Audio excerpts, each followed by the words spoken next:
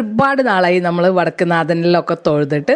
അപ്പോൾ അങ്ങനെ സൺഡേ ആണ്. എന്നിട്ട് ഞാനും ഹണിയും അമ്മും കൂടിയിട്ട് വടക്കുന്നാഥനിൽ പോയി അടിപൊളിയായിട്ട് തൊഴുതു. പാർമേക്കാവിൽ തൊഴുതു, പിന്നെ തിരുവമ്പാടിയിൽ തൊഴുതു. അവിടെയൊന്നും വീഡിയോ എടുക്കാൻ പറ്റിയില്ല. അപ്പോൾ അവിടെയൊക്കെ തൊഴുത് കഴിഞ്ഞിട്ട് ഹണി പറഞ്ഞു തൃശ്ശൂർ ഫേമസ് മസാല ദോശയും വടയും കഴിക്കുന്ന ഒരു സ്ഥലമുണ്ട്, രാധാകൃഷ്ണ ഹോട്ടൽ. പണ്ട് മുതൽക്ക് അവിടെ ഈ മസാല ദോശയ്ക്ക് ഭയങ്കര ഫേമസ് ആണെന്നാണ് പറഞ്ഞത്. ശരി എന്നാൽ വിശപ്പാണെങ്കിൽ ഭയങ്കര വിശന്നിട്ട് ഇരിക്കുകയായിരുന്നു. അപ്പോൾ ഹണി അങ്ങനെ ഭക്ഷണത്തിൻ്റെ കാര്യം പറഞ്ഞപ്പോഴേക്കും ഞാൻ പറഞ്ഞു ശരി ശരി നമുക്ക് പോകാമെന്ന് പറഞ്ഞു.